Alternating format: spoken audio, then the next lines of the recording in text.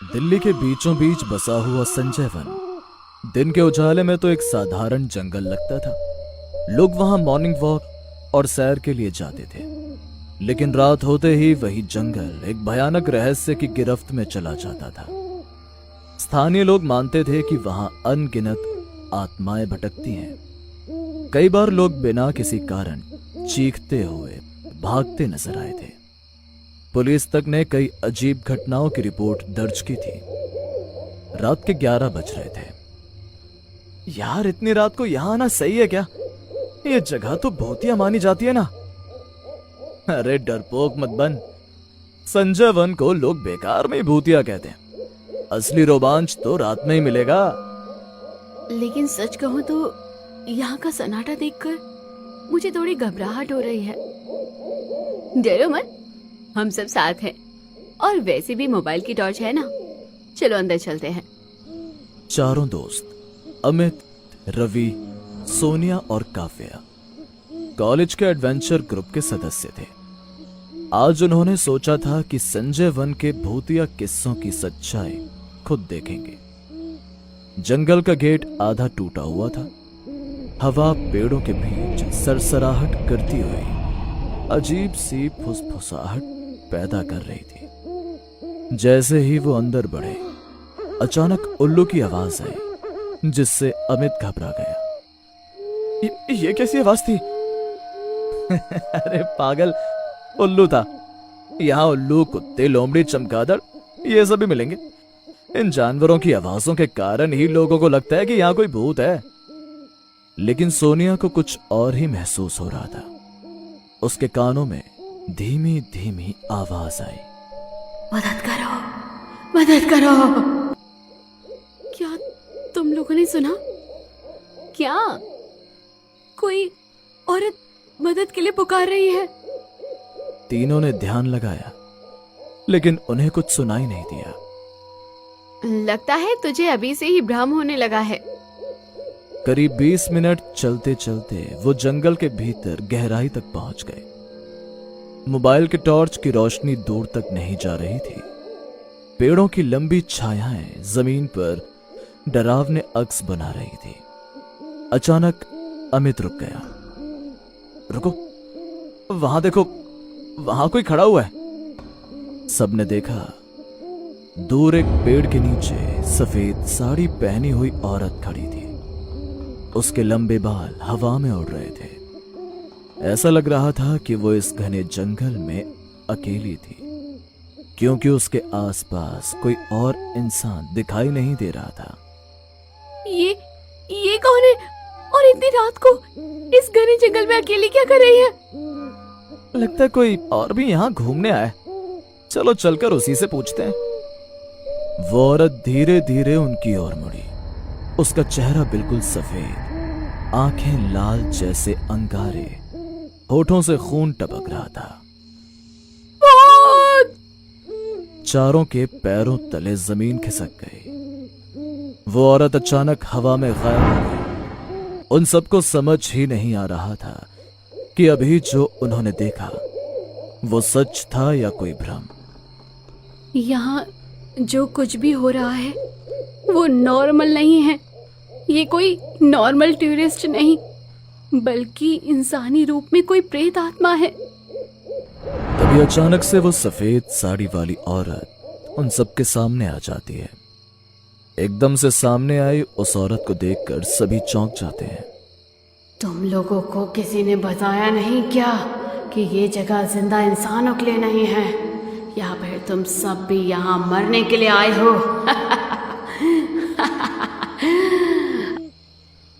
हमें इस बात का बिल्कुल कोई अंदाजा नहीं था कि यहाँ भूत प्रेत होते हैं। हमें लगा था कि ये सब बस अफवाह होती है।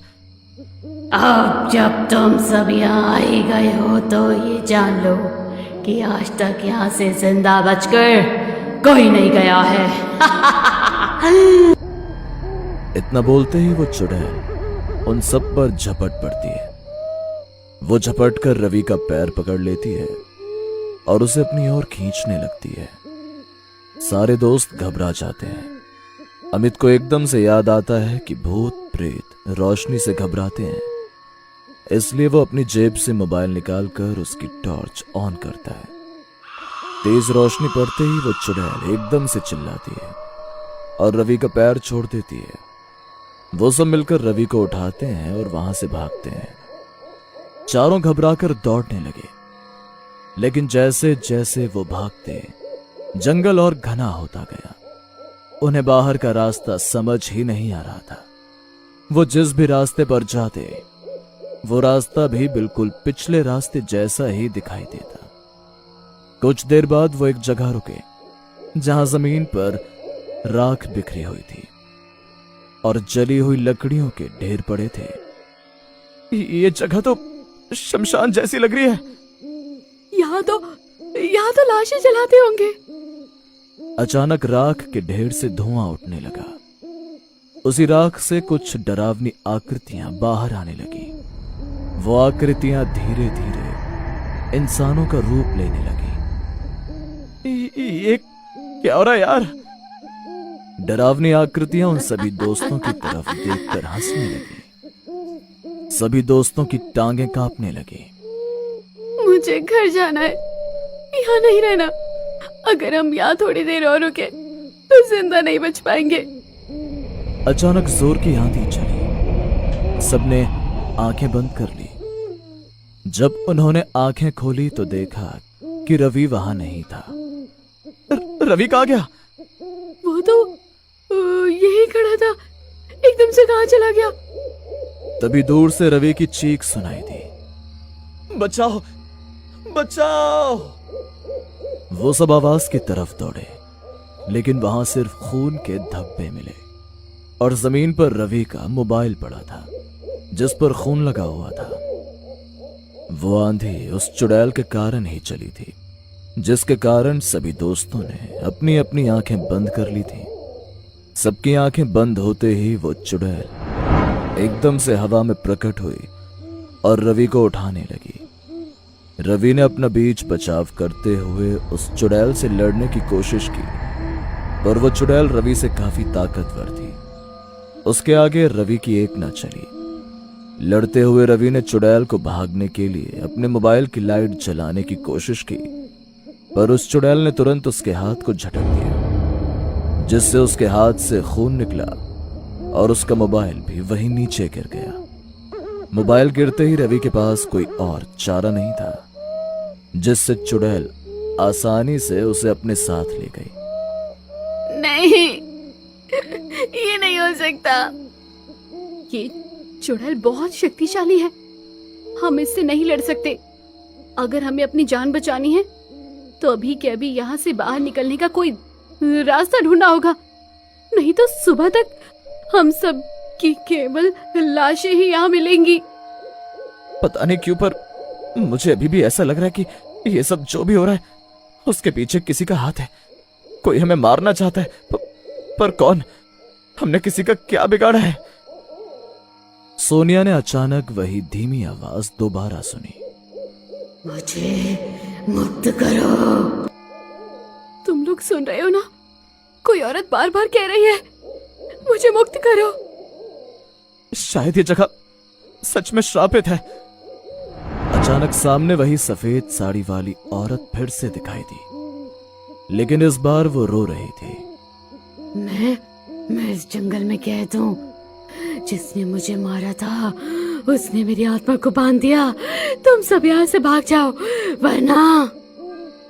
उस औरत का ये रूप देखकर तीनों दोस्त अब ये तय नहीं कर पा रहे थे कि वो औरत लोगों को वहां बुलाकर मारती थी या फिर वो खुद वहां फंसी हुई थी, जिससे निकलने के लिए वो ये सब कर रही थी। मुझे लगता है कि इस औरत को हमारी मदद की जरूरत है। हमें इसे यकीन दिलाना होगा कि हम यहाँ इन्हें नुकसान पहुंचाने नहीं, बल्कि इनकी मदद के लिए जो भी हमसे हो सके हम वो करने के लिए तैयार हैं। वो डरावनी औरत कभी एकदम से उदास हो जाती तो कभी एकदम से गुस्से में आ जाती। ऐसा लग रहा था कि वो अपनी भावनाओं को काबू में नहीं रख पा रही थी। उसकी आंखों से खून बहने लगा। अचानक उसके पीछे दर्जनों छायाएं खड़ी हो गई और हर छाया इंसानी कंकाल जैसी दिख रही थी। अब तीनों दोस्त बुरी तरह फंस चुके थे। हमें छोड़ दो, हम यहाँ किसी को नुकसान पहुंचाने नहीं आए हैं। तुम लोग यहाँ से भाग नहीं सकते। जब तक मेरा बदला पूरा नहीं होता तुम लोग यही रहोगे। तुम्हें किससे बदला चाहिए? औरत ने अपनी लंबी उंगली से पास की मिट्टी खोदी। वहां से एक टूटी हुई चूड़ी और खून से सनी हुई चाकू मिली। मुझे मारने वाला आज भी जिंदा है। वो इस जंगल में आता है, उसकी आत्मा मुझे चैन नहीं लेने देती। क्या तुम हमें बता सकती हो कि वो कौन है जिसने तुम्हें मारकर तुम्हें यहाँ ऐसी हालत में फंसा दिया है? हम तुम्हारी आजादी में तुम्हारा साथ देना चाहते हैं। मुझे इंसानों पर भरोसा नहीं है। इंसान बोलते कुछ और है और करते कुछ और है। तुम हमें बाकी इंसानों जैसा मत समझो। हम जो बोल रहे हैं वही सच है। हम सही में तुम्हारी मदद करना चाहते हैं। बदले में हम बस यही चाहते हैं कि तुम हम सबको मत मारो। अचानक सबके पीछे कदमों की आवाज सुनाई दी। कोई आदमी टॉर्च लेकर आ रहा था। वो था रेंजर संजय, जो इस जंगल की देखरेख करता था। उस औरत ने जैसे ही रेंजर संजय को देखा, वैसे ही उसकी आंखें आग की तरह जलने लगी। यही है मेरा हत्यारा। रेंजर संजय का चेहरा पीला पड़ गया। वो समझ नहीं पा रहा था कि ये सब क्या हो गया था। संजय ने वहां आने वाले टूरिस्ट में ये अफवाह फैलाई थी कि यहाँ का भूत प्रेत किसी को भी पकड़कर उसे मार देता है, पर सच्चाई यही थी कि वो चुड़ैल केवल उन पर ही हमला करती थी जिनसे उसे खतरा महसूस होता था। वो उस वन की सीमा लांघने वाले इंसानों पर यही सोचकर हमला करती थी कि वो उसी रेंजर के दोस्त हैं और उसी से मिलने आए हैं, जिसलिए वो उन पर हमला करके उन्हें मार देती थी ताकि वो संजय से बदला ले सके। नहीं, ये तुम क्या बोल रही हो? ये झूठ है। लेकिन तभी जंगल गूंज उठा। सब छायाएं एक साथ चीख उठी। हत्यारा, हत्यारा! और देखते ही देखते सफेद साड़ी वाली औरत ने संजय को अपने बालों में जकड़ लिया। उसकी चीख गूंजती रही और वो अंधेरे में खिंचता चला गया। धीरे धीरे संजय की चीखें शांत हो गईं। अब जंगल में फिर सन्नाटा था। सफेद साड़ी वाली औरत अचानक शांत हो गई। मेरा बदला पूरा हो गया, अब मैं मुक्त हूं। उसका शरीर धुएं में बदल गया और धीरे धीरे आकाश में विलीन हो गया। तीनों दोस्त स्तब्ध खड़े थे। उन्हें समझ नहीं आ रहा था कि उनके साथ क्या हो रहा था। रवि, वो कभी वापस नहीं आएगा। ये जगह सच में श्रापित है। यहाँ जो भी आता है शायद कभी लौट कर नहीं जाता। मुझे लगता है कि अब ये वन श्राप मुक्त हो गया है। यहाँ आने से पहले मैंने बिल्कुल नहीं सोचा था कि यहाँ मुझे सब देखने को मिलेगा। अब मुझे यकीन हो गया कि हम जो सोचते हैं इस दुनिया में उससे भी आगे बहुत कुछ है। हमें ये सब अपने दोस्त रवि को खोकर समझ आया है। आज के बाद हम कभी ऐसी किसी जगह का मजाक नहीं उड़ाएंगे जिसके बारे में हमें कोई जानकारी नहीं होगी। तीनों किसी तरह बाहर की ओर दौड़े। सुबह जब सूरज निकला, लोग पार्क में जॉगिंग करने आए। उन्हें गेट पर सिर्फ 3 डरे सहमे लड़के लड़कियां बैठे मिले। उनके कपड़े फटे हुए थे, चेहरों पर डर की परछाई थी।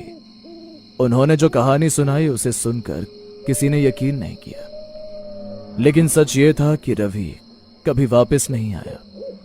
और आज भी रात के समय अगर कोई संजय वन में जाए तो कभी कभी मदद की पुकार सुनाई देती है। और कुछ लोग कहते हैं कि वहां अब भी एक लड़के की आत्मा भटकती है। तो क्या दोस्तों, आप भी तैयार हैं संजय वन जाकर अपनी कहानियां हमारे साथ शेयर करने के लिए?